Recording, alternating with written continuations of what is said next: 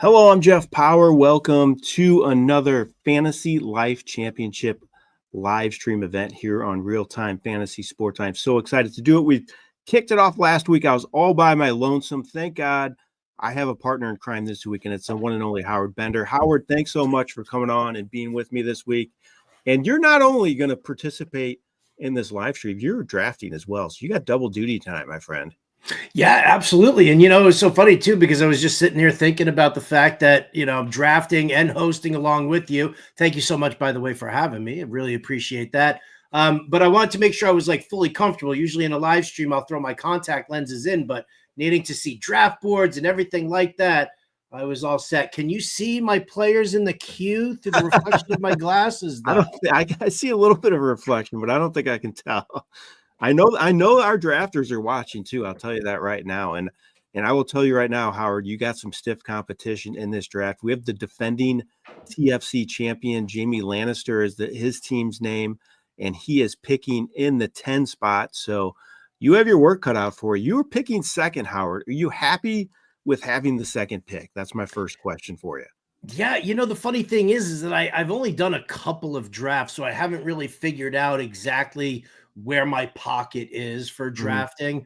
Having the second pick though, overall, I'm getting either the best wide receiver in the game or the best running back in the game. That's kind of how I see it. So Jamar Chase or Bijan Robinson is great. And then I just get to sit and watch how the board falls to see where I'm going to go with my with my next pick.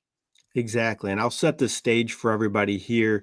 As I mentioned, you have the second pick. We have he's picking first, then the one and only Roto Buzz guy, Beach Bums, Max Balance, Big Hog, Bambi, Swiper Donkey, Trump's Army, Jamie Lannister, who actually won the TFC last year, and then Beer 40. So that is the draft order. It is going to kick off here in a few seconds. Howard is picking second. And if you're not familiar with the rules for the Fantasy Championship, it is you start 10 people, and it is a QB, 2 running backs, 2 receivers, a tight end, kicker, defense, and then 2 flex players. So draft already kicked off. As you can see, Bijan went first, Howard. So you got to take Jamar Chase. Good deal for you. You happy with that? Great deal for me. So I'm very excited about that. I'm a huge fan of Jamar Chase. I said it going into 2 years ago. I was like, he's number one on my board. Right. And then Joe Burrow got hurt. And so he didn't perform as well. But then last year, I was like, Jamar Chase is my number one. A healthy Joe Burrow gives me Chase as the number one. And they were phenomenal last year. And they really haven't made enough impact on their defense in the offseason yet for me not to think that they're not going to play a bunch of huck-it-chuck-it football as well. So very excited about the idea of having Jamar Chase in a seemingly running back heavy first round. It is right now. I mean, we have off the board, Bijan was first, then you took Jamar Chase, then Barkley, Gibbs, Ashton Genty, and then Christian McCaffrey. So we have 5 running backs out of the first 6 picks. That was different than last week when I watched the stream. There's a couple more receivers that went earlier than that. And Genty going all the way up to the 5th pick. Are you comfortable taking him there at that spot? No, he's more of a back end of the first round for me, only because Vegas's offensive line is good, right? It was about average, right? It was their pass blocking that was really the problem. DJ Glaze on the outside on the right tackle was just like he was like a matador, right? It was like, Olay, just go right in and hit my quarterback. So, I like the fact that he's going to be featured, that the run blocking is good. It's not great, but again, when you look at the Raiders, are they a team that's going to stay competitive enough to give you a guy with, like Genty to maintain like second half performance? Like, are they going to quit? Is Chip Kelly going to quit on the run too early at some point if stuff's not working immediately for him? So that's the only thing. But I still think I love the player himself. I love the talent. Watched him intently at Boise State. And shout out to my boys over at KTIK at Boise, Idaho, because I do a weekly hit with those guys, right? Johnny Ballgame and Mike Prater. So I do a weekly hit with those guys. So they turned me on to Genty over the time frame here. So I dig them. I like them, but it's probably going to be back end of the first round for me. That's kind of where I have them slotted as well. And if you want to get in one of these Fantasy Life Championships, again, $300 to get in. $500,000 is the grand prize. You can go to www.fantasychampionship.com. And one of the picks I was kind of interested to see where they went in this draft was CeeDee Lamb. So we got the news. George Pickens is now a Dallas Cowboy. I know it's probably insufferable for you today on the radio, Howard, with Jim Bowden, but CeeDee Lamb now. What do you think? Does this hurt him? Do you think maybe a little bit? No, I like it for CeeDee Lamb. As long as Dallas continues, as long as Brian Schottenheimer continues to see CeeDee Lamb as the alpha receiver, right? Don't tell me it's a 1A and a 1B. All right. It's CeeDee Lamb and then it's George Pickens. And if they do it that way, then yes, I really like it for CeeDee Lamb because you have genuinely somebody who can stretch the field and draw coverage away. You know, if you're playing somebody who's got a top corner, maybe CD just sits in one-on-one with him because they need to float safety help over to the other side in order to help, cover George Pickens. So overall, I think it's a positive move. It doesn't change where CeeDee Lamb shows up on my board. It changes where we're going to see George Pickens probably go off the board. And I think it might actually even change where Dak Prescott starts getting taken because now all of a sudden you got Pickens, you got Lamb, Jake Ferguson is a fine pass catching tight end, and Schottenheimer likes to throw. So I don't see too much of an issue with that there. Yeah, unless George Pickens is a head case, which he might be. He might be, but you're right with Prescott though. Really kind of intriguing to me now, having a legit number 2 receiver, and they don't have a running back still, Howard. Javonte Williams, I know he's there, but I still think they might do something in terms of finding a running back on that team. But right now, they're looking awful pass heavy, in my opinion. Couple surprises for me here. We have Brian Thomas go ahead of Malik Neighbors. I don't think I've seen that yet. So he went after Lamb, then Brian Thomas, Malik Neighbors, Amon-Ra St. Brown, Derrick Henry. Any thoughts on those picks there? And yeah, I mean, I could understand Thomas being there. You're Thomas versus Neighbors. I guess you have to wonder if, is it Russell Wilson versus Trevor Lawrence? Because they're both going to see significant targets. Thomas might see a couple of fewer ones because of Travis Hunter, but probably not. I don't really see.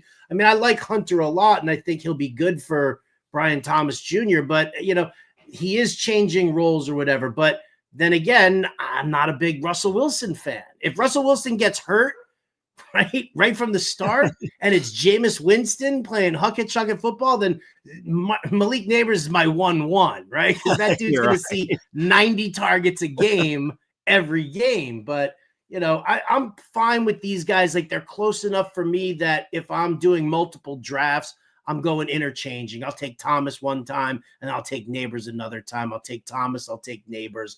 I dig that. And then, listen, who doesn't love Amon-Ra?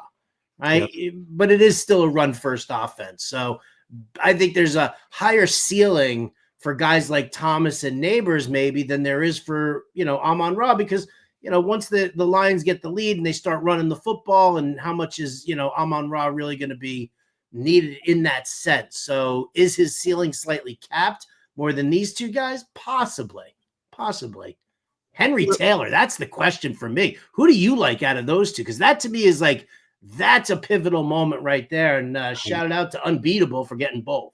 I agree. We were talking about this on the Smart Show with Glenn Colton last week. We were talking about Jonathan Taylor, how we felt like he was a little undervalued at this point of the season. And this was higher than he went in last week's draft. So, yeah, I definitely think that's a great stack for that Unbeatable team there at the end, getting Henry and Taylor. Henry still, I swung and missed on Henry so bad last year. It was terrible. I don't think I had any shares of him outside of a touchdown only league I was in. I just worry about the age and the wear and tear, all the carries he has, but I'm not doing it this year. I'm a believer. I still think he's got another year or two left. He's just a freak. So I think that the going on the end there with Unbeatable going Henry Taylor, definitely a interesting strategy that could end up paying off. And the defending champ, we'll have to look at his team, Jamie Lannister. He took Neighbors and a Chain. So I think a Chain is one guy that people are kind of torn on. What's your thoughts on him? I like going with Devin A. Chain if I'm doing like a best ball tournament, right? I mean, he's a fine pick here because this is such a big tournament that, you do need the upside, but you got to really be careful about whether or not you're sitting there. If Tua gets hurt, Achane goes in the tank, right? And like Mike McDaniel seems to be kind of losing the locker room a little bit, at least according to some. So, I mean, I think it's a possible tough situation. I'm on the clock here, dude. Howard's on the clock. We'll let him go. Who should I take? You're not going to tell me? You're not going to tell me? I don't think I can do that. I don't think that's legal. Oh, no way. All right. Well, then I'll just take Breece Hall and I'll take my Jets running back.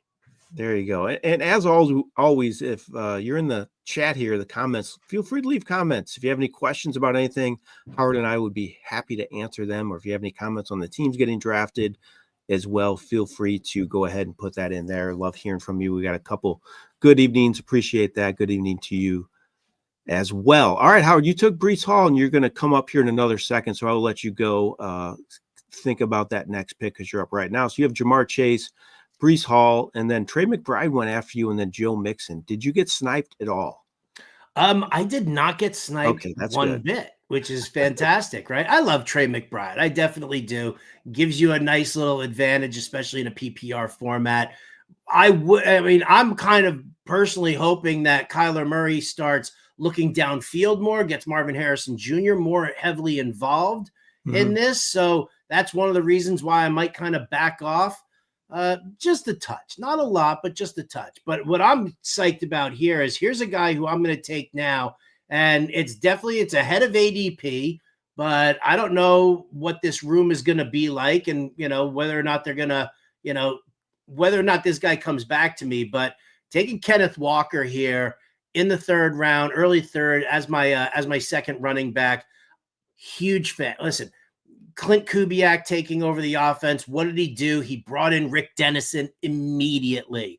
And Jeff, you and I, we know from like playing, in the 90s when we were like getting Orlandis Gary and Ruben Drones on our fantasy rosters, because that's what Kubiak and Dennison do. They take mid-level running backs and they turn them into 1,000-yard rushers. So that group there, they got what's that dude's name? Was it Zabel, the offensive lineman in the first round of the draft? Oh yeah. And then here's the funny. This is the thing that I love the most.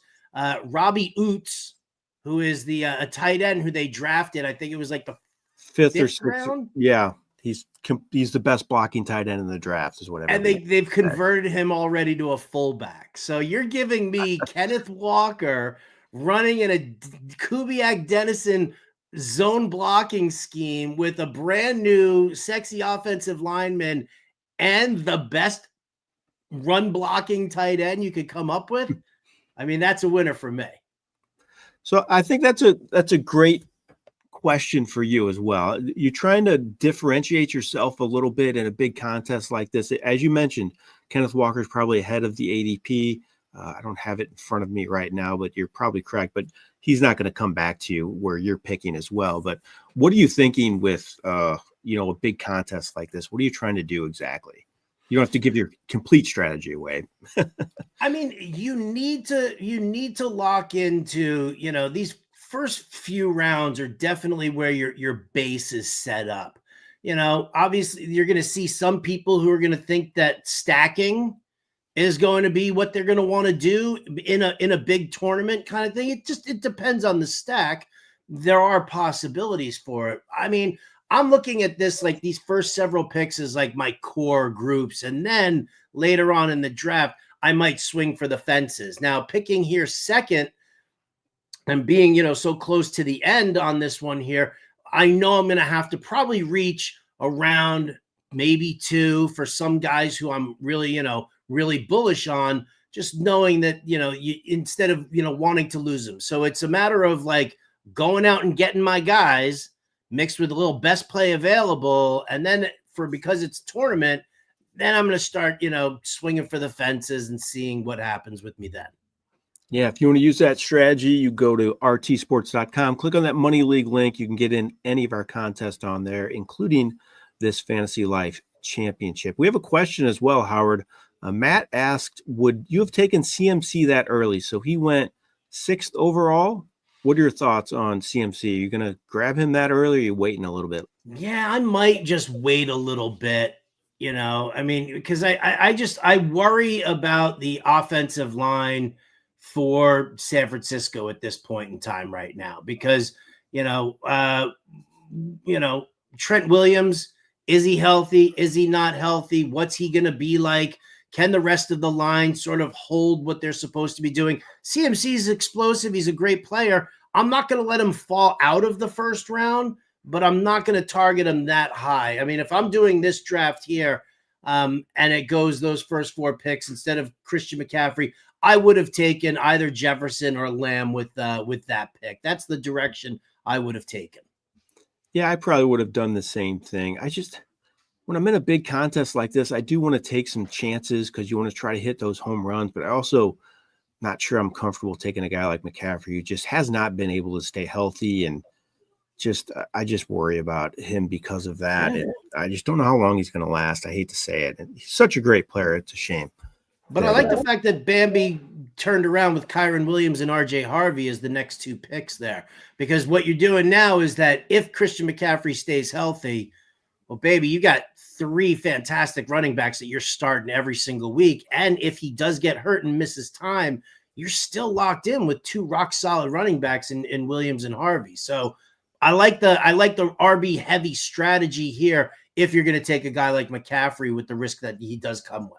Yeah, totally agree with that, Howard. Let's look at this third round now. We had Joe Mixon go with the first pick, then Kenneth Walker to you, then Tyreek Hill, Chase Brown, A.J. Brown, R.J. Harvey, Ladd McConkey, Garrett Wilson, Alvin Kamara, Jackson Smith-Njigba, Terry McLaurin, and then Josh Allen. Our first QB is off the board. Josh Allen in round 3. Are you good with taking, spending high draft capital on a quarterback? Obviously, you still could take one of the next couple rounds, but do you want to go early on a QB? Do you feel good doing that? I mean, it's kind of funny because what we've turned into now is just a society of just give me the guy who rushes the most, right? Like, and do it that way. You could definitely slot in with a pocket passer. I feel like quarterback ADP though, it's kind of funny when we do like industry drafts, that's sort of going along the same lines as what the mainstream does. Like mainstream, home leagues, you'll see quarterbacks go nice and early all the time. In industry leagues, you see them always being waited on. Now what you're seeing in a number of industry leagues is that they are following that format now, and you are seeing the rushing QBs go up that high. Now, I mean, if I'm looking at this, Josh Allen, Lamar Jackson, Jaden Daniels, they're phenomenal players. Are there guys on the board that I might look to, build instead of those guys? Yeah, probably. I mean, it just, it's kind of where we're at with like building the team. Like I like having the 2 wide receivers and Achane, and then you grab Lamar Jackson, right? But it's, it's, I don't know. It might be a little early for me. Might be. Yeah, I'm kind of the same way. But as I mentioned last week, I've run the numbers with taking QBs early and tight ends early, and you can win with any strategy. So I think it just ends up how you stack the rest of your team. I think you can win anyway. If you really want to go early on a QB, you can have success. If you want to go early on a tight end, you can have success as well. So definitely different strategies, and they all can be winning strategies if you build your roster correctly. And so we have another QB off the board. We have 4 now. Joe Burrow, I think he went 6th, 7th round in the last fantasy championship draft I watched. So he goes really early. I like him a lot this year, though. I mean, if I'm going early on a QB, I think I'd rather get him in like round 5, 6 personally. I know he's not a running QB, but as you mentioned with the Jamar Chase pick, I think they're going to throw the ball a ton once again. Could be down a lot as well at times, or their defense not being able to hold ship, so to say. So I think Burrow's going to have a huge season. You big on him? I am. I mean, listen, Rock Frost ruined my potential of grabbing T. Higgins and stacking some Bengals there because I would have done Joe Burrow there as well. As like if Higgins fell to me here, I probably would have gone Joe Burrow just in round 5 just to have that stack. Joe Burrow threw 68 more had 68 more pass attempts than the next highest quarterback. That's 2.5 games worth of stuff. Yeah. 2.5 games worth of like extra. I mean, it was amazing. Absolutely amazing. That's what you're looking for. You're looking for a lousy defense. You're up, and Howard's up now, so we'll let him make his pick. Before him, after Joe Burrow, we had Rashee Rice. After Joe Burrow, we had Rashee Rice, DJ Moore, and then Howard went receiver, Courtland Sutton. So you go with Courtland Sutton. You're expecting another big season from him with Bo Nix as his starting QB, and he's obviously the number one. Doesn't have much competition there outside of Marvin Mims. You like Sutton for another good season, I'm assuming. Yeah, I like this Denver offense to really start to potentially take off. Simply because I look at what Joe Lombardi and Sean Payton like to do. Now they just added Evan Engram, so that all of a sudden becomes like their tight end. He plays that joker role. Marvin Mims would be probably the third most targeted guy. They've got RJ Harvey. So yeah, I like I definitely like what's going on with them. I think it's they're in a very, very good spot. Now, where am I going to go here? Yeah. Can I get a little crazy? I almost want to get a little crazy, but I don't know if now is the time to do it. It's funny you took Courtland Sutton. I feel like I've taken him every year for the last 3 years. last year it finally paid off for me. But I've had a lot of Courtland Sutton stock over the years, and I may end up taking him again a decent amount this year for the same reasons you mentioned. So you go Mike Evans. So I think some people could say you could have taken Mike Evans before Courtland Sutton, but you end up getting both of them. So that's good. Good for you. Evans is a steady veteran. Can't knock that pick at all, in my opinion. He just gets 1,000 yards every season. They're going to throw the ball out with Baker Mayfield as well. So Mike Evans, once again, I'm guessing you think he can get it done. Another 1,000-yard season in the future for him, huh? I feel good about it. I mean, he is the alpha. There's some concern as to what the offense is going to look like now that it's not Liam Cohen. Yep. How much of it are they going to maintain from year to year? It's one of the reasons why I'm not incredibly bullish on Bucky Irving. As much as I love Bucky Irving, the player, it's, how much are they going to invest in the ground game? And will Rachaad White still have a role that kind of hurts Bucky's value? But it's Baker Mayfield throwing the football. And he's got Evans, and he'll have Godwin. And if he doesn't have Godwin right from the word go, then Egbuka will probably, kind of step in and work that Godwin type role. But either way, yeah, it's another year of just Baker throwing to Evans.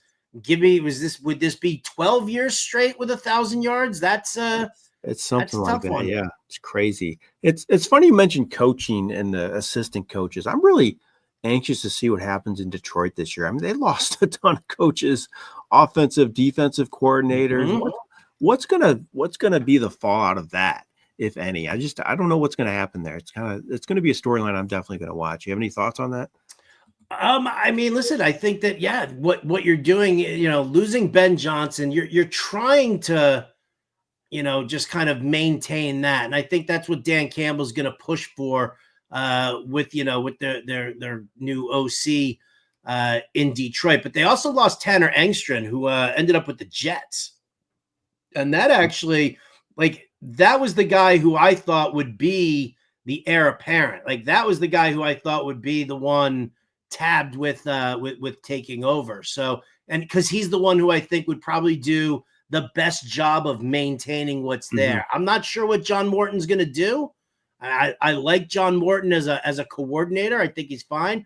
But again, I think this is going to be Dan Campbell just being like, just keep doing the same thing. If it ain't broke, don't fix it. Yep. Probably right there. All right, let's look at the rest of the 5th round here that was just picked. We had Chuba Hubbard, then you took Mike Evans, DeAndre Swift, Chris Godwin, George Kittle, McMillan, James Conner, Caleb Johnson. So a couple rookies there. DeAndre Swift, too. I'd like to get your thoughts on him. I'm really kind of high on him right now just because I don't think he has much competition. I don't know if they're going to bring anybody else in, but a Ben Johnson offense starting back. You like DeAndre Swift? I don't like the player. Okay. Like, I mean, he washed out in Detroit, then he washed out in Philly, right? He gives you a couple of good games at the start of the season, and then, and then all of a sudden he starts to fizzle out. I don't think that he's really capable of shouldering the load. I'm concerned in that aspect there. I like the fact that they didn't do anything, right? Roshan Johnson is going to be the other guy. My biggest fear, I guess, for DeAndre Swift is that Nick Chubb lands in Chicago. Yeah. And they utilize him. Like, that's one of the free agents I could see that move happening, as long as Nick Chubb is, like, proven to be fine coming back, because I'm sure that, the knee is obviously a concern. But yeah, I just, DeAndre Swift wasn't my guy. You know who I was eyeballing at that point when I was like, maybe I'll get a little crazy, was Caleb Johnson. Okay. I love the player. I love the fact that, he's like the perfect Arthur Smith guy. Yes, Jalen Warren will handle, like, third down jobs, stuff like that. But Caleb Johnson's a bruising back. The reason I pulled off of him is actually related to the George Pickens trade. What's going to happen? What's going on in Pittsburgh right now? I'm curious as to what you think. What's your take? Yeah. Is it going to be Aaron Rodgers? Are they going to go with Mason Rudolph and just tank the season and hope for Arch Manning?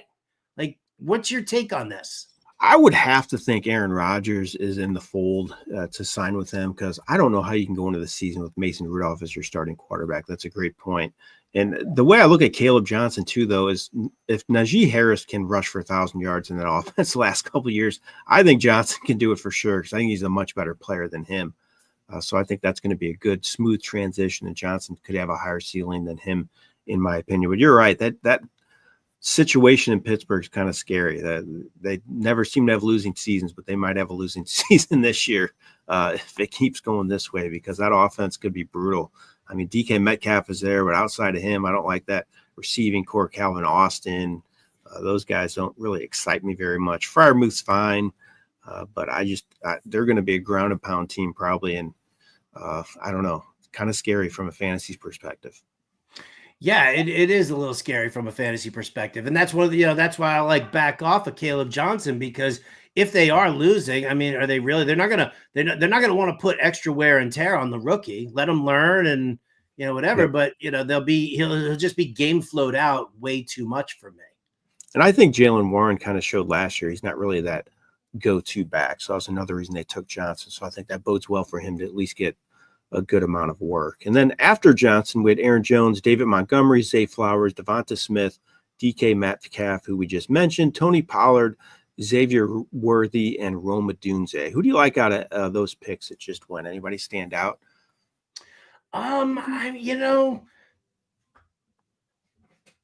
No, nobody really stands out that much. Like, I like Travis Hunter, and we'll see what happens with him, but he's going to be second fiddle to Brian Thomas Jr. Rome Odunze, I think, is in a very good spot to take that next step, especially with Keenan Allen gone. But they did bring in Colston Loveland with the 10th overall pick. And we know that Ben Johnson's like, oh, you remind me of Sam Laporta. So, like, all of a sudden, and then you draft Luther Burden in the third round? Yep, third round. That was the same thing I thought. I liked the Odunze a lot better before all that happened. Yeah, a lot of mouths to feed. Yeah, and I like Xavier Worthy, but you know what? He's got a small ADOT, and the way they're utilizing him, they're probably going to continue using him in that sense. Rashee Rice will be back. Marquise Hollywood Brown signed another, pillow contract to go with 1 year here. So I do have, I'm a little nervous about Xavier Worthy's like overall totals as well. I like the player, I love the speed, but if you're catching a 2-yard pass and you're running 4 or 5 yards, that's fine in a PPR format if he's going to continue to get 8 to 10 catches a game. Then we see Sam Laporta come off the board here as well, another tight end, the 4th tight end. You think he's going to set up big rebound season for him after having some injury issues last year? Think he can get it going again? I think he can. Again, they haven't done anything to like really liven up that receiving core at all in Detroit, right? It's Yeah. Amon-Ra, it's Jameson Williams, who, might have been traded away here. I'd probably like Laporta more if J-Mo got traded, but so far that's kind of where it is. I'm good with him. I'm definitely good with him. Look at how running back heavy everybody is here. It Jeff, is. this is The killing Bambi me, team man. that Bambi team who drafted McCaffrey really is covering himself with the running backs with McCaffrey. He has Kyron Williams now, RJ Harvey, Travion Henderson, and Quinshawn Judkins. So 3 rookie backs, and then you take Tyrone Tracy as your third back. I actually like Tracy a lot still. I wish they would not have drafted Cam Scatterbo. I think I'd feel even better about him. But I think people have to remember this guy's a converted receiver. He was still kind of learning the position last year, and he showed me a lot. I think he had some big playability, caught the ball well. That offense should be better. Like I mentioned, I would have felt a lot better about him before Scatterbo's there, but I still have kind of high hopes for him. Yeah. I'm in for it. I think that I'm kind of with you. I would prefer that you didn't, but I mean, as one of my lovely Giants friends had said was, oh man, this is like Ahmad Bradshaw and Brandon Jacobs, man. It's your thunder and your lightning. They're gonna both be great. Will they? I don't know. That might be a stretch. But we see how teams run the running back room these days. So everybody uses 2 running backs for the most part. Most people use some sort of system like that. So I think you can't overlook people just because they may share the running back room with someone. They still definitely have value. I mean, Jalen Warren went as well, and Tony Pollard as well went in that 6th round. So you have another pick coming up here in a second. You have 3 running backs, 3 receivers.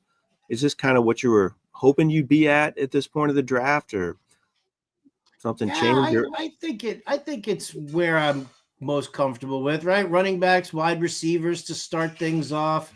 Man, it's like, where is everybody going to start going with their picks? I'm very, I just don't know. Like I don't like this spot. Yeah, it's tough just to like pick. at this point in the draft now, because now it's like I've got players who I like. Do I reach over ADP? Do I pass up on other guys for it? Like, what's my what's my action here? Yeah, when you don't know the room and you don't know how people are picking, it definitely can impact things when you're picking on the near the turn like you are. It can be tough. So I'm kind of anxious to see what you do here with this pick. You go several different ways. You don't have a QB or tight end yet on your roster. Yeah. You start 2 flex players. So I'll say it right now. The pick should have been Patrick Mahomes, but I'm taking Bo Nix. The pick should have been Mahomes. I'm taking Bo. Going Bo. So he's got the Cortland Sutton Bo Nix connection. It'll be interesting to see when the schedule releases. Maybe they have a good playoff schedule for you, and they can post some big numbers for you in the playoffs. That's what you're always looking for. Yeah, what I like about Bo Nix is that he's underrated as far as how much running he's actually going to do, right? Like I look at like him and Justin Herbert, and these are guys who do have a good solid rushing element to their game that people don't, because they're not Jalen Hurts and they're not Josh Allen, so they're a little bit, kind of undersold on that front there. So, if I can get Bo Nix, who's going to feed targets to Cortland Sutton. And Cortland Sutton, he's the X receiver in Joe Lombardi's offense. And if you look at who past X receivers are, you'll see that you're following the targets, right? Marquez Colston, Michael Thomas. When Lombardi went to the Chargers, suddenly Mike Williams had like one of his best seasons ever. Yep. So, you kind of follow it in that sense, and you say, all right, this is what I'm going to do. And so while Patrick Mahomes is probably the pick that I should have made. I love you, Patrick. I do. This is like one of those like flag planting moments where I do believe that Bo Nix takes another step forward in his game and really puts it together. I'm very bullish on him. Like I said, having RJ Harvey in the backfield, I think is going to be absolutely fantastic for Bo Nix, because, I would have loved to have stacked, that aspect and brought in Harvey, because Joe Lombardi's running backs over the last, 5-7 years have ranked in the top 3 of receptions. They're backfields every year. And when you hear all the draft experts say he's an Alvin Kamara type clone, you have to just love that from a fantasy perspective. I mean, that just jumps out. That's the first thing I read about him by a couple different experts. I'm like, well, that's a perfect fit. So I like Harvey a lot as well. I'm anxious to see what he looks like in camp and preseason action and how they're going to use him in Denver. But he could have a huge, huge season.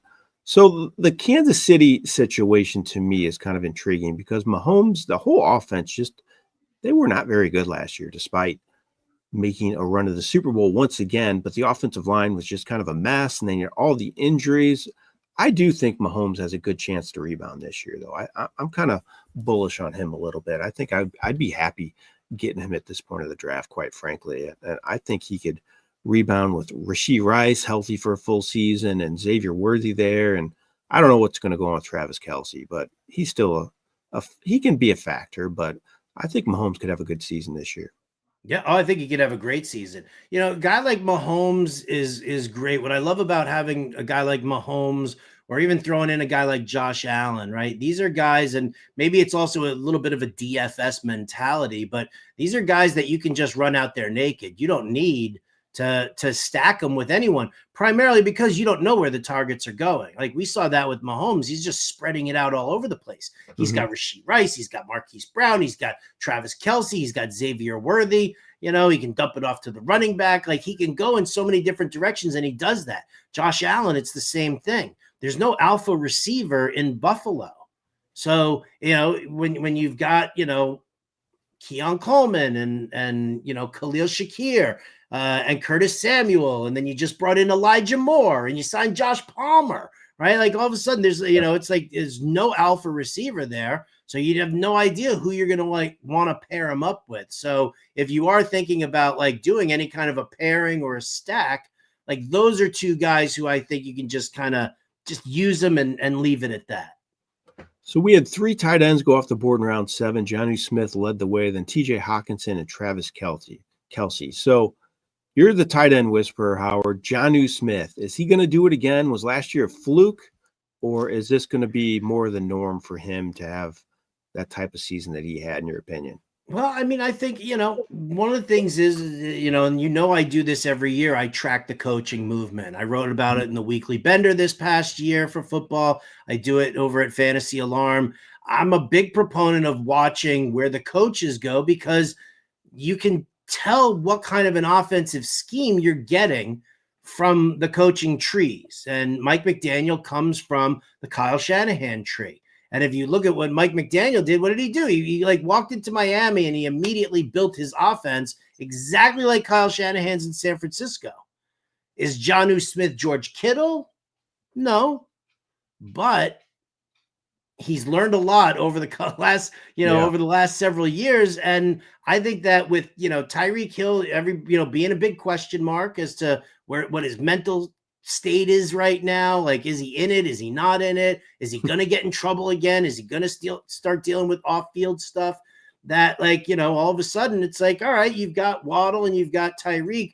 I think you need to make Jonnu Smith a big role. So I think he'll get the targets that he needs, that you need, in order for him to be a productive tight end in fantasy. Is he going to pop off every week like everybody wants?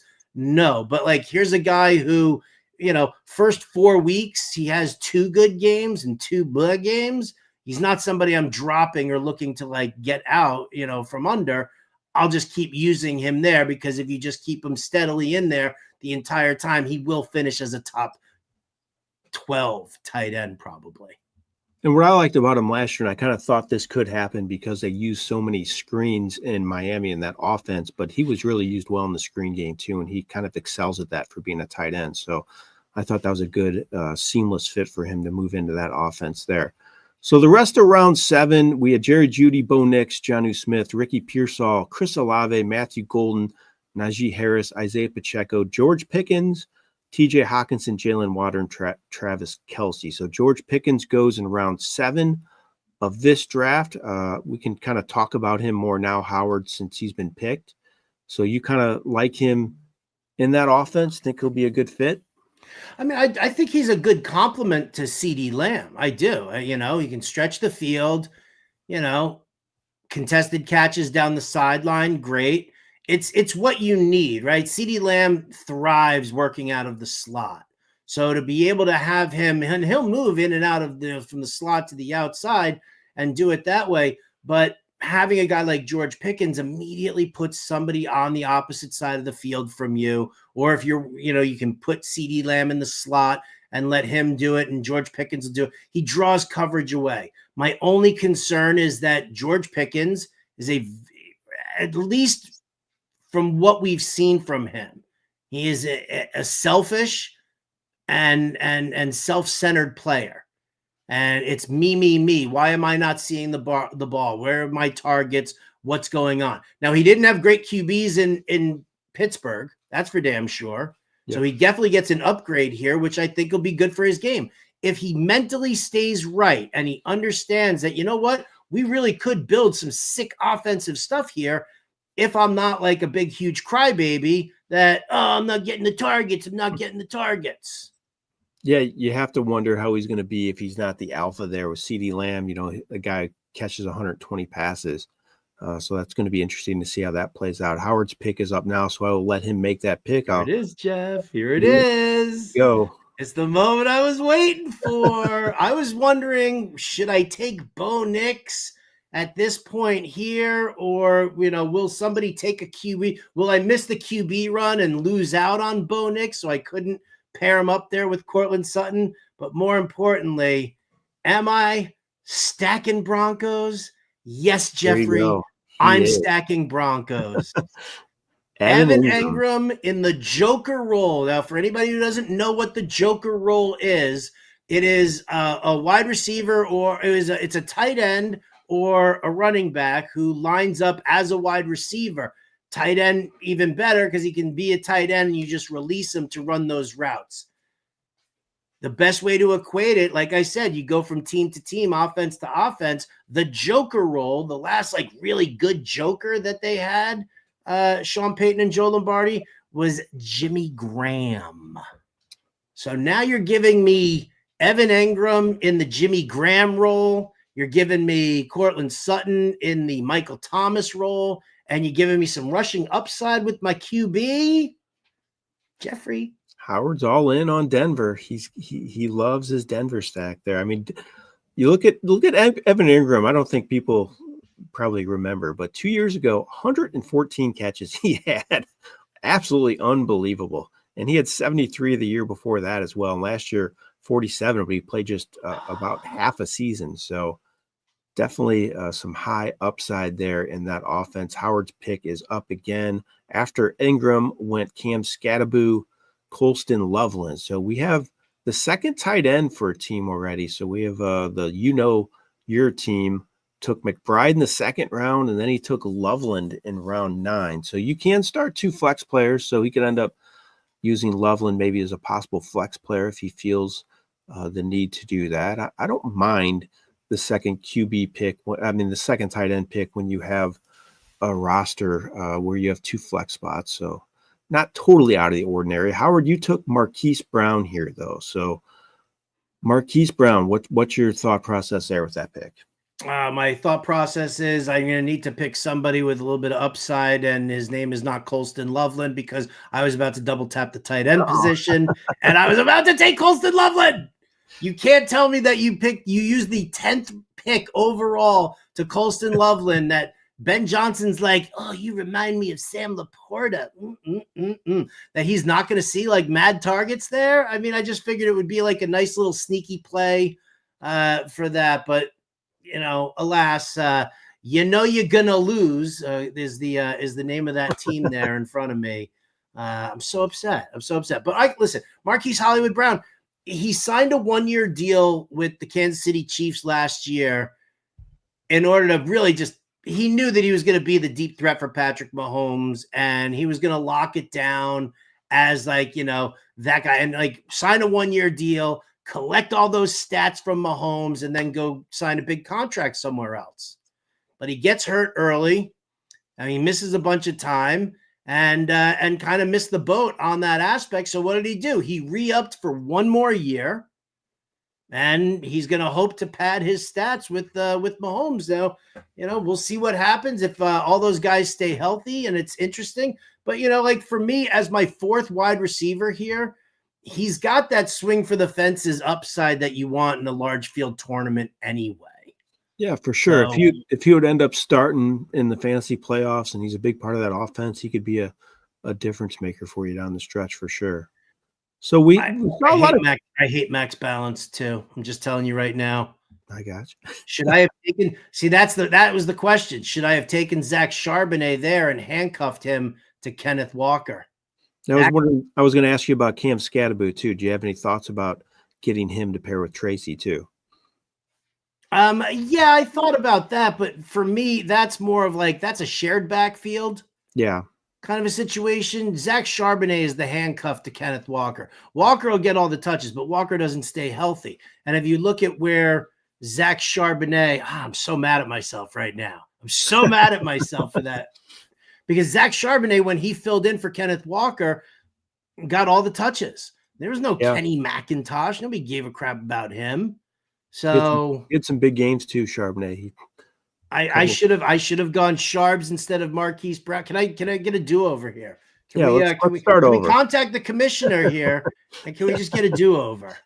Oh, Max Balance just says bend over in the chat room. Oh no! Oh no! Wow! Now I hate you even more. So he does not have a QB or tight end yet. He's gone all running back, all receiver. Good. I hope his team sucks. He's the only one that's gone that route. Do you have a swearing policy on this show here? Because I got some choice words for this fella. I think you can swear a little bit. Just don't go crazy. Son of a bee sting. So in this round, we had Colston Loveland, Marquise Brown, Kyler Murray, Zach Charbonnet, Mark Andrews, Trey Harris, Jordan Mason, Khalil Shakir, Michael Pittman Jr., Travis Etienne, Tajay Spears, and then Jaden Reed. Any of those picks stand out? Anything stand out to you in that round, Howard? Anything? Yeah, Zach Charbonnet going to the 4th overall pick in that round. That's what stands out to me, Jeff. I'm so angry. I'm on tilt now, Jeffrey. I'm on tilt. Kind of interesting. The Swiper team, he only has 3 running backs. His third running back is Jordan Mason. Kind of interesting to me. I know Aaron Jones is getting a little older. He had a big first season with Minnesota, though. Jordan Mason's there now. So I don't know. I think I'd worry about my depth a little bit if I was a Swiper. I would probably worry about my depth there as well. And again, now I'm trying to put the whammy on Max Bounce. I hope his team has so many injuries that he's forced to drop Zach Charbonnet somewhat early in the season. I like the Trey Harris pick a lot. I think Trey Harris comes up. He joins a really great situation for himself. Justin Herbert loves to throw. We already know that, yes, Greg Roman loves to run the football, and they got Omarion Hampton and Najee Harris, and they're going to be psyched about having that. But they are still going to throw. I mean, they had, an incredible passing offense, capabilities last year. Quentin Johnston doesn't do anything for anybody, right? Can't get separation. He also dealt with some drops. Not a big fan of him. You've got Ladd McConkey, who's the alpha. They bring in Tyler Conklin to serve as like a good, strong pass-catching tight end, right? Maybe that Greg Roman's new Mark Andrews. But to me, Trey Harris can beat out both Mike Williams and Quentin Johnston for that, for that primary role on the outside. And I think he lands in a really nice spot to make that happen for himself. So yeah, I think Trey Harris is kind of like a talented Quentin Johnston because they have the same kind of attributes when you look at him. But I think Trey Harris is going to be the much better football player. It's kind of a similar type player to him, and Howard's pick is up right now. So I will let everybody know what was picked in the 10th round. Before him, we had Brandon Ayuk. Don't know when he'll be healthy, but he goes in round 10. David Njoku, Jacoby Myers, J.K. Dobbins, not on a team yet. Tyler Warren, Jared Goff, Kyle Pitts, Isaac Guriendu, Rashad White, Christian Kirk, and then Howard takes Jadon Blue. All the Dallas talk on the show has worn off on Howard from Tim Bowden. But you took Jadon Blue. What do you think about Blue for this year? I mean, I think it's a good dart throw there at that point of the draft, personally. I think it's a perfectly fine dart throw. I think that, when you look at the who's got the path to touches, and he does have a good path to touches because, what's Javonte Williams done? And is Javonte Williams going to be able to shoulder the load there in Dallas? I don't know. Not necessarily. You asked me 3-4 years ago, and I would have been like, yeah, I love Javonte. But he's been such a massive disappointment now that the question is who's going to be that main running back? Because you need somebody. Dallas is, as much as they're going to want to throw the football, they need to have a good, solid ground game, especially, we say it all the time, right? Running the football is the luxury of the winning team. You want to get a lead, and then you want to run the football. That's what you want to do, and that's what winning teams do. They have great ability to run the football and just kind of drain the clock. So I'm kind of hoping that Jadon Blue, kind of pulls in that realm. Howard's pick is up right now, and you're right. I'm so upset still. It's a copycat league too, though, and we saw everybody watch Philadelphia and their amazing ground attack. So I'm sure people are going to want to try to emulate that offense this year as well. So I think the run game could be maybe a little bit of a bigger factor this year. It went to more of a pass-heavy league in recent seasons, but maybe we see the ground game come back a little bit. Like you mentioned, winning teams have good ground games. So it'd be interesting to see if last year's Eagles team has a factor on that going forward. Howard, you took Cedric Tillman of the Cleveland Browns, number 2 receiver, had some big games last year. I think the big question mark is their QB situation, but Tillman, talk about him to me. He's a deep threat. And if you look at the fact that, I mean, look at that QB room. That QB room's terrible. It's unbelievable. It's terrible. So what I'm kind of assuming is that Shedeur Sanders is going to end up winning that job. And when Shedeur Sanders wins that job, I don't know how much, he's going to probably, they're going to probably try and get him to, lock into Jerry Jeudy for the short passes because, he spent his entire time throwing bubble screens and, and little button hooks there. So, whatever, but Cedric Tillman stretches the field and I think it's going to be a necessary function in that Browns offense. I mean, it's Tillman, it's Jeudy, and it's Njoku, and then there's a whole bunch of other trash. And they could be losing games too. So that's always a factor too when you look at having to throw the ball as well. I think they're going to have to try to run the ball early in the games because they should still have a pretty good defense, good pass rush. But they definitely could be losing games, having to air it out later on. So that could be good news for Tillman. After Tillman goes Trey Benson, Egbuka, Justin Fields, Jaden Daniels, Austin Eckler. So Justin Fields, so this is the first team to take a second QB. Is the big hog team picking out of the 5 spot. He is Joe Burrow, Justin Fields. Every team has a QB. No, not every team. Max Balance still does not have a QB. So your nemesis there still does not have a tight end or a quarterback. Justin Fields went as the second QB off the board. You good with taking a second QB that early if you have Joe Burrow on your roster? No, not particularly. I mean, I would probably want to look for a guy with, like a wide receiver or a running back that has potential upside. But there's, if you're just kind of looking at what's down here, it's not great. Yeah. Right. And, and Fields does have the rushing upside. He does have that aspect of it. So I we'll see what happens with him. Does the Jets stank? Just take him down too much? Does it tear him apart? Possibly. But I mean, we'll see. But I don't mind it, especially when you're dealing with a tournament like this. If there's like that fear that maybe you had Joe Burrow a couple of seasons ago and the wrist injury happened and you were like, damn, I got screwed. At least Justin Fields here gives a big hog a little bit of an stability that he doesn't, if he's going to go fishing on the waiver wire, it's not going to be for Drake May.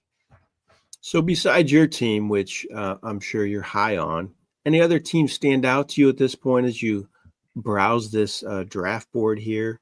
I think there's a couple teams here that are pretty solid, pretty good starting lineup. I mean, I kind of like that team out of the 12 spot, even though he went QB earlier than I would. He has Josh Allen and Derrick Henry, Jonathan Taylor, Devontae Adams, Devontae Smith, DK Metcalf, Travis Kelce, Cooper Kupp. It's one team I'm kind of high on. There's definitely some good upside to this team here, right? Like you got to see how, Cooper Kupp is the wide receiver 2 in Seattle. Devontae Adams, can he keep the ego in check? Because he's probably going to be behind Puka Nacua, on that target depth chart. But I mean, it's a series of like number 1 wide receivers. And we're just going to have to, see, is he going to be struggling for depth at the running back spot because Justice Hill is his third back? And, yeah, probably. But for the same token, though, also, I'm sure that we're going to see running backs get hurt and, we're going to start fishing through the waiver wire. There's always some good. If if you build a team like this, that what you're looking for through the first 4 weeks is to be really aggressive with your fab budget on that first running back who is available and will see the touches. So he's probably thinking, I spent high draft capital on 2 of the best backs in the game, so I'm going to go ahead and just wait and fill my other positions because I didn't use as much draft capital on receivers. So he's trying to fill it up there with a lot of similar options. I mean, I think the Ayuk pick is really good for him with the way he built his roster as well, because it's a guy that might not be healthy early in the season, but going to be a factor later on, especially in the playoffs. So I like what he did there. I like Tucker Kraft too as a backup tight end to Travis Kelce. I think Kraft is kind of intriguing to me this year. He had over 700 yards last year, had some big games. They've already talked about maybe possibly using the tight end more this year. I know they have a ton of mouths to feed. Wide receivers. Yeah. What's your thoughts on Kraft though? You like him at all? I mean, he's okay. He's fine. I don't really have much of an opinion on him. I mean, because everything coming out of Green Bay was like, oh, we finally took a wide receiver with the first round pick, and so you're basically telling your fan base, all right, we're capitulating to your hate on social media, and we're going to take Matthew Golden, but now we're going to have to use Matthew Golden. I think he kind of replaces Christian Watson, but yeah, Jaden Reed's still there. Romeo Doubs is still there. So I think you'll get good games. You'll get top 12 production. You got to remember, you don't really need to do a whole hell of a lot at the tight end position to be a top 12 tight end. It's true. I mean, last year the start was so bad for the tight end spot, but it ended up in the end, it wasn't horrific. Like the numbers in the end weren't that bad across the board. I still think there's some good options this year later on. Kyle Pitts is one guy that I just don't know if I want a part of him, but he's going super late now. The Bambi team actually took him as his number 1, right? In the best ball league we were doing for the Smart Show, he was taken as a 3rd tight end in like round 18, Kyle Pitts. Okay. So, I mean, I think Pitts just needs a change of scenery. Yeah, I agree. You got to get him off of that team because Zach Robinson is like he's not so much an exact carbon copy, but he's pretty close to what McVay wants to do. And when you're running that kind of 11 personnel on the regular, I mean, it's tough to really be there. All right, so Howard, here we go. I was going to take Justin Herbert there. I'm a little saddened that, once again, my good friend, Max Balance, who can eat it. But yeah, I was looking at the quarterback there. So now the question is what quarterback do I want to go for? And it comes down to one of 2 guys. And I don't mind talking about either one of them. Trevor Lawrence, now that he's got Travis Hunter, but he's been such a colossal disappointment, right? Him and Brian Thomas Jr., great, but he hurts my feelings. CJ Stroud, can he bounce back? Do we do that? Or do I go for the wild card here? The total upside play. Will he, won't he? JJ McCarthy. Let's see what Howard does. He has 3. He went with them. He went with JJ McCarthy. I mean, my thought is if Sam Darnold can have that big of a season, that offense, I think McCarthy's a better player than him. Yeah. I have high hopes for him. I think he could have a big year. I don't mind that at all. Oh, thanks, man. I like Thanks. Trevor Lawrence too, though. I think he could do well with a new coach in there. A lot more weapons to work with. Also, Well, that's the thing, right? It's like Liam Cohen's yeah, offense. Is he going to do for, is he going to do for Trevor Lawrence what he did for Baker Mayfield? yeah, Because he put Baker Mayfield on the map, more or less. he did. He made him Right. elite. I'm taking my player. second tight end here, Jeff. Here you go. Howard's second tight end. I mean, they're 1, 2, 3, 4, 5 teams already have 2 tight ends after round 12, and Howard's going to make it a 6th. Interesting to see who he goes with because Do you want to take a guess? I mean, he's like locked into my draft spot. I'll be able to click the draft button immediately upon you saying a name. It won't take me some time. I will say, are you going out on a limb, or are you going kind of going out on a limb, a little bit of a limb? What about Brenton Strange? I thought about Brenton Strange. I did, but Travis Hunter's there, and Trevor Lawrence keeps breaking my heart. So, my friend, I am locking down Tyler Conklin. Okay, Tyler Conklin. I don't mind that either. You got the starting tight end for the Los Angeles Chargers, who, I mean, they had a whole host of options kind of patrolling that position last year, and they did well at times. And as you mentioned, in that offense, new offensive coordinator likes to target the tight end there. So, Ty Conklin. Why not? Why not? We had another tight end go, Pat Freiermuth. Do you have any consideration for him with that pick? I have no consideration for anybody on the Pittsburgh Steelers at this point. I don't. If they get Aaron Rodgers, they'll probably trade for Alan Lazard, and that'll just ruin DK Metcalf's value, right? And and Rodgers has never been one to look up that tight end, right? I mean, he had Robert Tonyan that 1 year, and didn't really do anything else with it. I don't have any thoughts here or there about Freiermuth. I don't mind him, but he's not somebody who I'm targeting. And just based off of the fact that Pittsburgh just doesn't even have a QB at this point, I can't do it. That's what makes it kind of tough picking at this point of the season as well. There's some situations we don't know what's going to happen. We had players not on teams too. So guys like Nick Chubb, don't know where he's going to end up. So it makes it kind of tough, but it could also give you some value too, because you're not taking a guy later on that ends up signing with the team. Keenan Allen just went to the big hog team. Who knows what's going to happen with him as well. So that could be kind of interesting also. Rico Dowdle, Blake Corum. Like any of those guys do anything this year, Howard? Either of them? Not really. I like that Keon Coleman pick that was just made by Donkey. Come on, guys. I mean, what are you 13 years old, right? Why are we naming it that? We're hanging out on the Urban Dictionary too much. Come on. Let's look at the defending champs team, Howard. So Jamie Lannister, he actually won the entire, it's now the Fantasy Life Championship, but the TFC last year. He has Malik Neighbors, Devon Achane, Jackson Smith-Njigba, Lamar Jackson, David Montgomery, Xavier Worthy, TJ Hawkinson, Travis Etienne, Jacoby Myers, Josh Downs, and then Tootin as running back there. So I think that's a pretty solid build personally. What do you think? Yeah, I mean, the receivers are great PPR format, right? Malik Neighbors is the number one. Jackson Smith-Njigba will probably be the number one there as well. Xavier Worthy was getting, anywhere from like 6 to 8 targets per game, coming down with, 5-6 catches per game. That's rock solid. I'm fine with that. Jacoby Myers is a PPR guy. Josh Downs is a PPR guy. So, yeah, I like it. And, and you say, what he lacks in running backs, like true running back depth, because, Etienne Tootin, we'll see what happens there. Brian Robinson Jr. was good, but you got Jaden Daniels, who's going to be poaching some work there. Achane, Montgomery, but you get, having Lamar Jackson in there. I'm not going to say it's like giving you an extra running back, but it's kind of giving you an extra running back.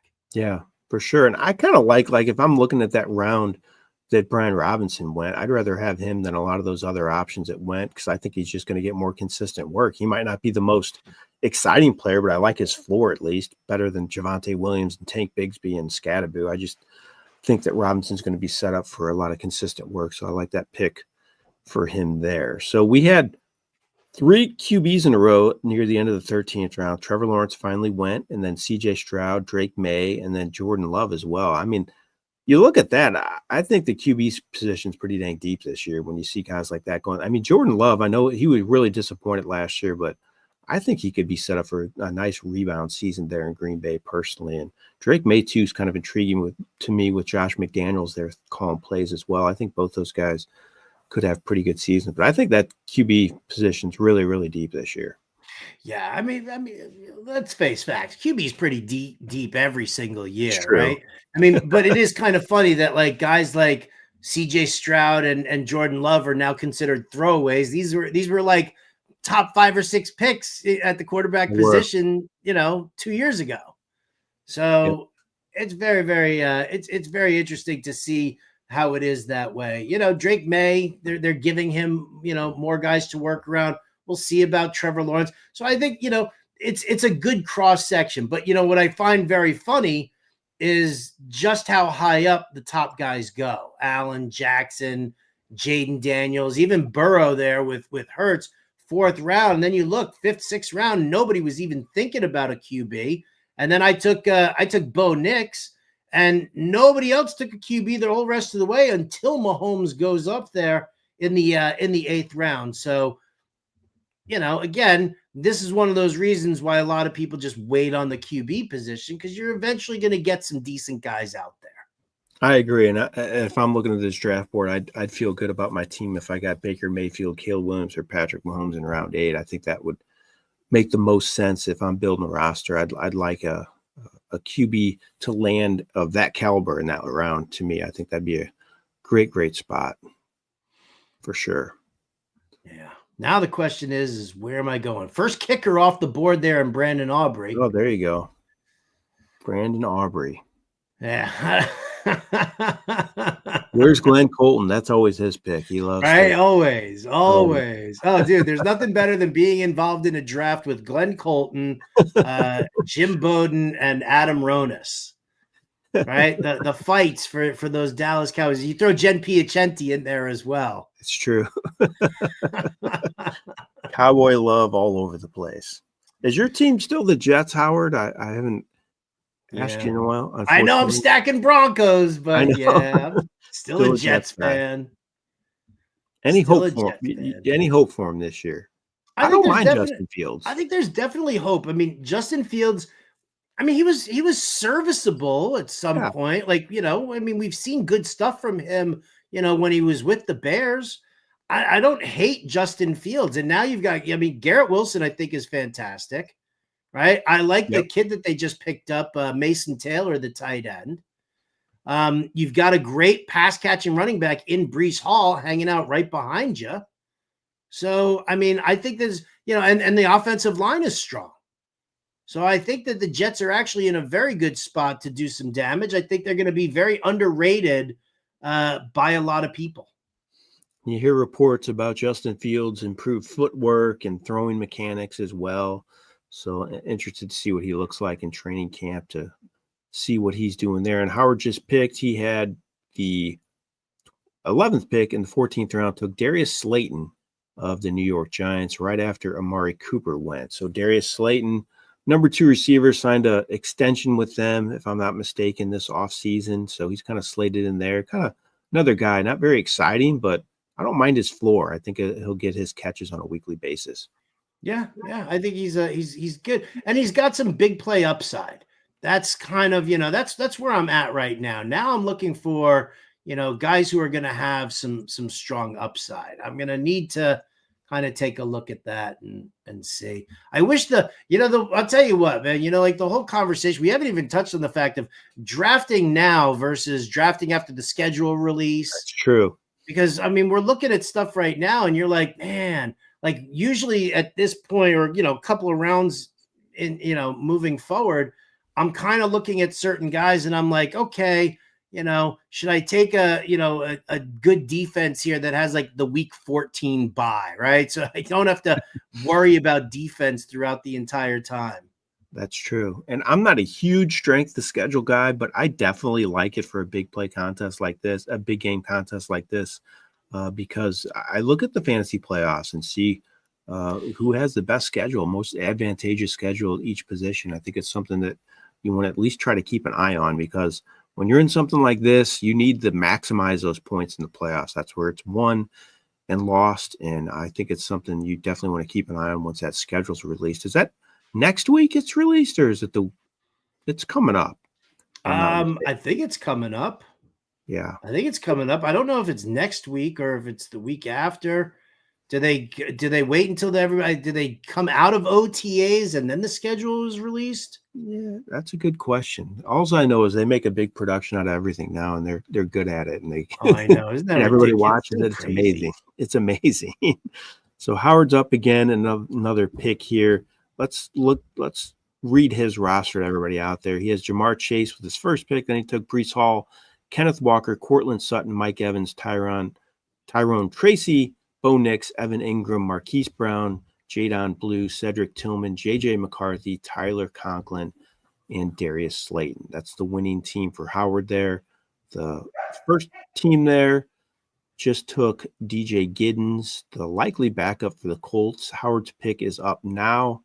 Before that was Hunter Henry as the second tight end for that.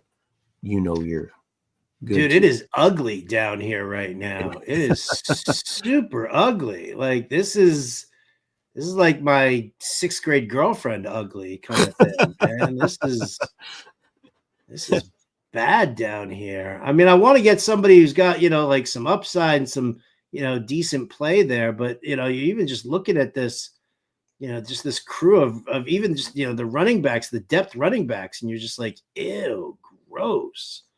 Where am I going with this? Definitely thins out in a hurry there in a draft like this with a big roster. It's 20 rounds. I'm going to make the regretful pick of Roschon Johnson. Well, at least he's the top backup there, and right now he could end up being the guy that splits the work in an offense that has done that in the past. Brenton Strange goes after him, then Zach Ertz, Elijah Mitchell. Wanted to ask you about kicker and defense. You have not taken one yet.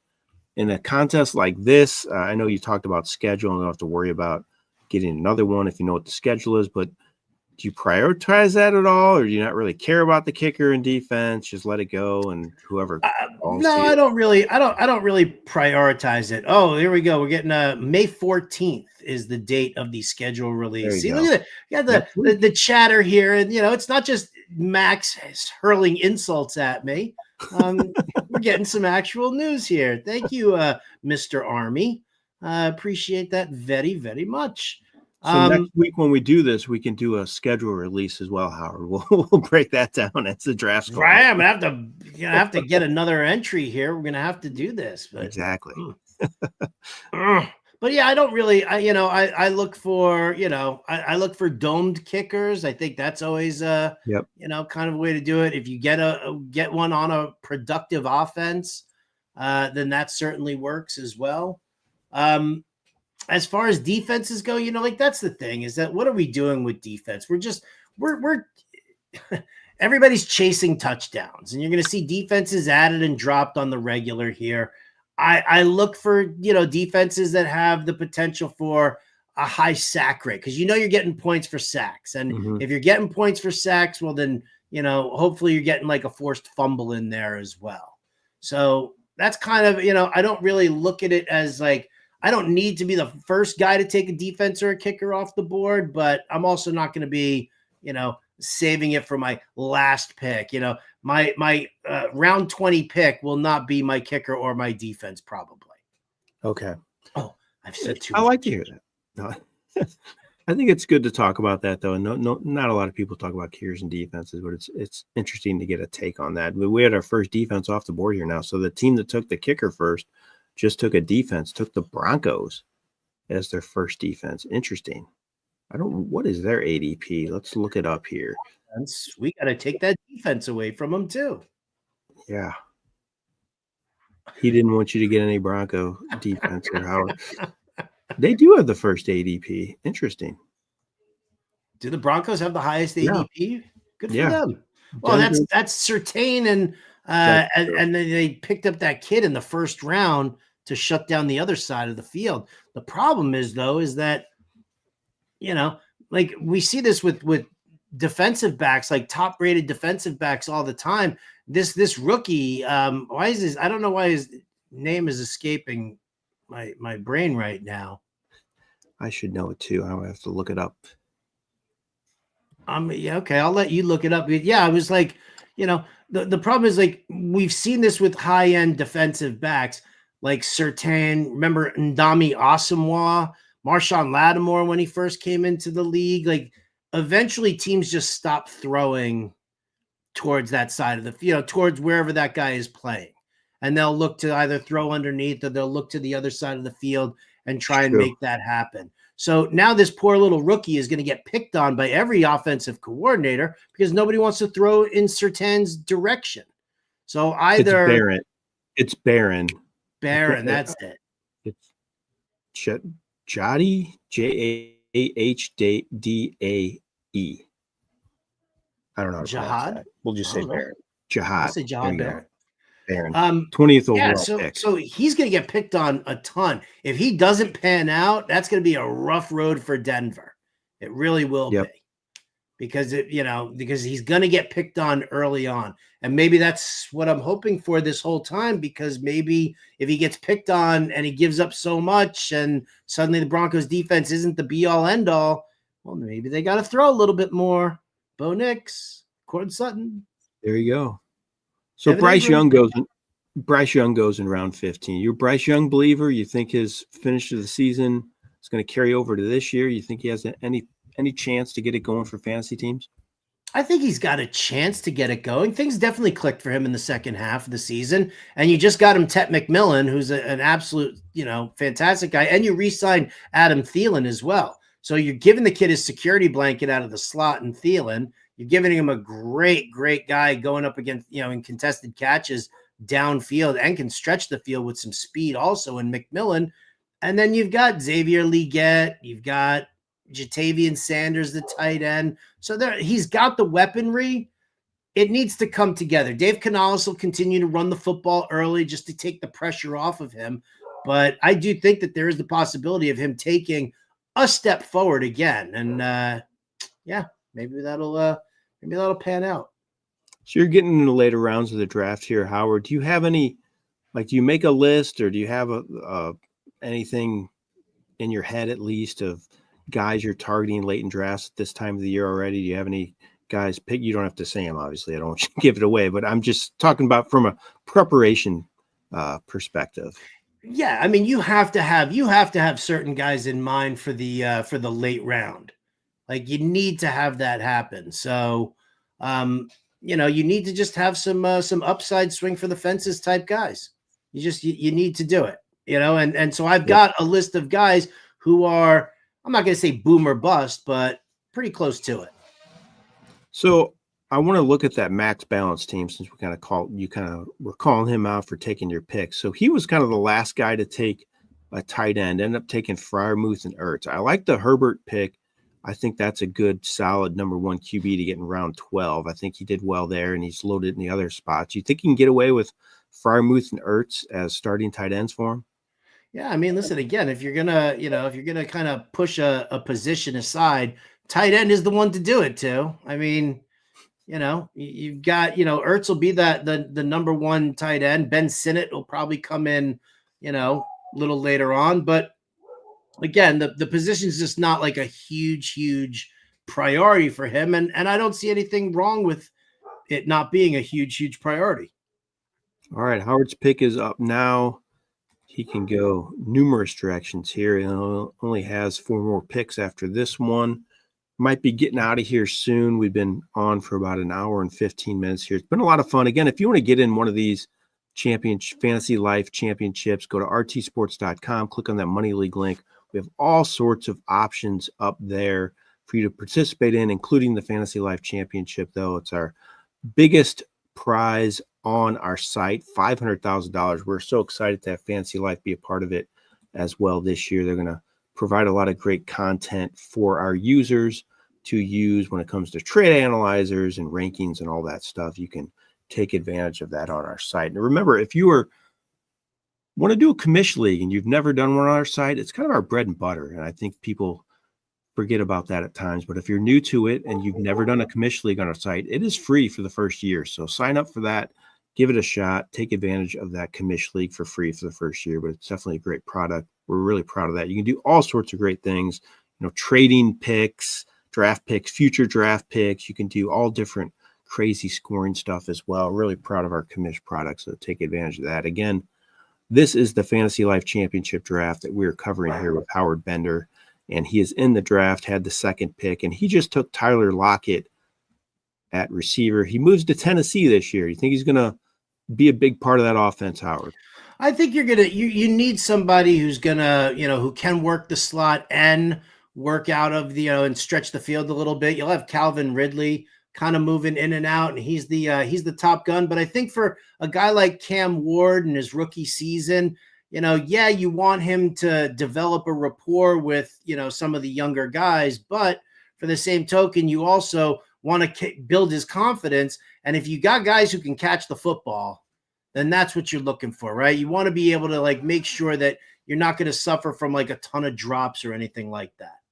And I kind of like him being kind of a safety net for me. I think when you look at a rookie quarterback, I always look at the tight end personally. I think rookie QBs tend to look at the tight end a lot. Look at what Jaden Daniels did last year in Washington. And I just think they're kind of a nice little safety net for him. And I think Tyler Lockett could play a similar role at this stage of his career, kind of that number 3 slot receiver type role for the Tennessee Titans. Howard is up again, once again. After him went Geno Smith. So that first team actually took a third QB, kind of an interesting strategy there. And then Dalton Schultz, and Howard takes Pat Bryant of Denver. He's all in on Denver.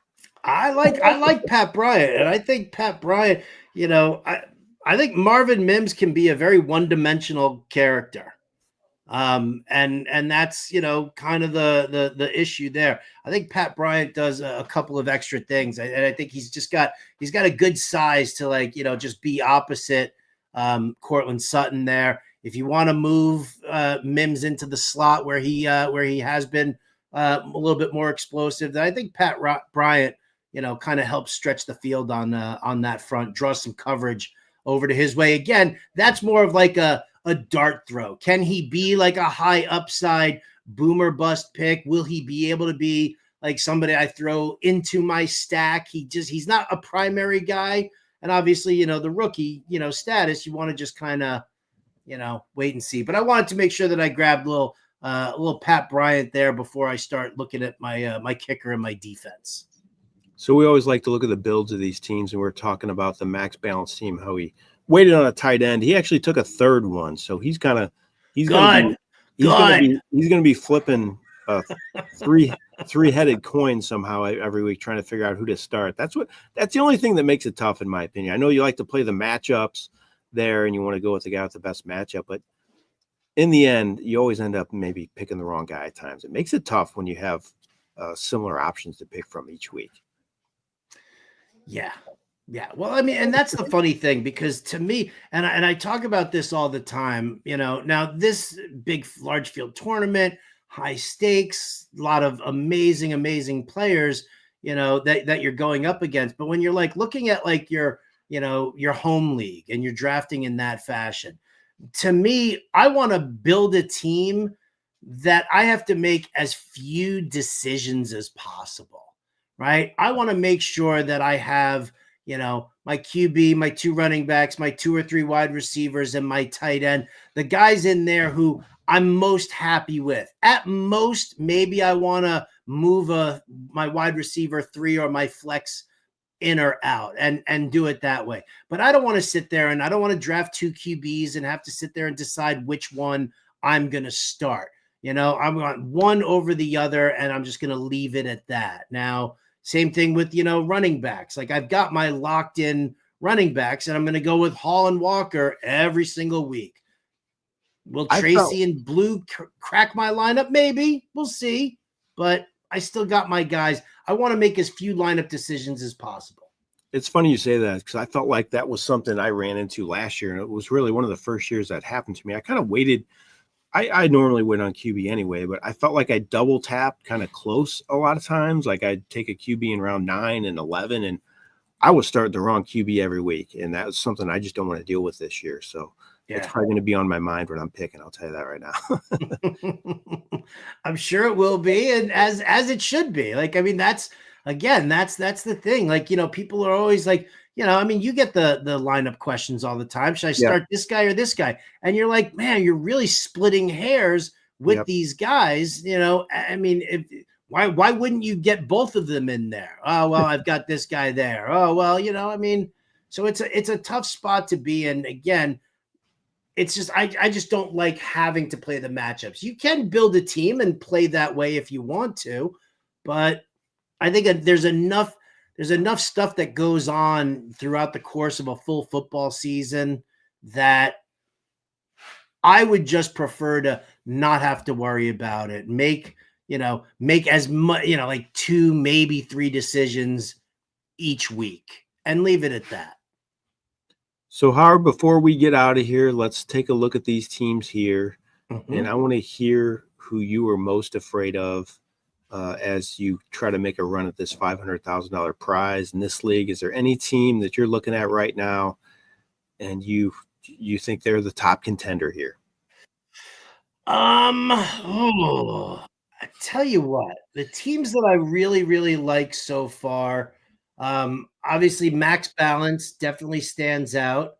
I think Big Hog is in a good spot here as well. Obviously Jamie Lannister is, I mean, it's just the competitor. You look at the players here. So far it looks like Beer 40 and Unbeatable at the back end, 11 and 12. I like Unbeatable more than I like Beer 40, but I mean, you look at those wide receivers, Amon-Ra, Puka Nacua, Terry McLaurin, just to start it off.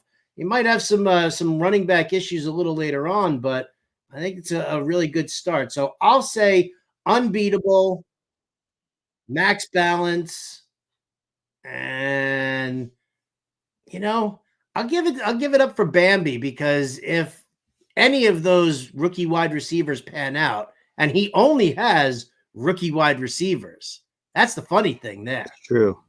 Right? McMillan, Golden, Harris, Higgins, Noel, and Williams. They're all rookie wide receivers. So I don't know how I feel, about putting that kind of trust in there. But if you're only starting 2 wide receivers, then you only need 2 of them to pop. And you've got McCaffrey, Kyron Williams, RJ Harvey, Travion Henderson, and Quinshon Judkins just to maneuver in and out of your lineup at, in the flex spot. So nothing wrong with using running backs in a flex spot, is there? No, nothing wrong with that at all. I think that used to be the way of thinking back in the day, but a lot of people like receivers now because of the PPR stuff, but nothing wrong with the running back in the flex spot. I kind of like that Big Hog team. I'm really kind of intrigued by that one. I think that team's looking pretty good. And Unbeatable, I talked about earlier. So those are kind of my top 2 teams. And I like the Jamie Lannister team too as well. I think he did well once again in stacking his roster there.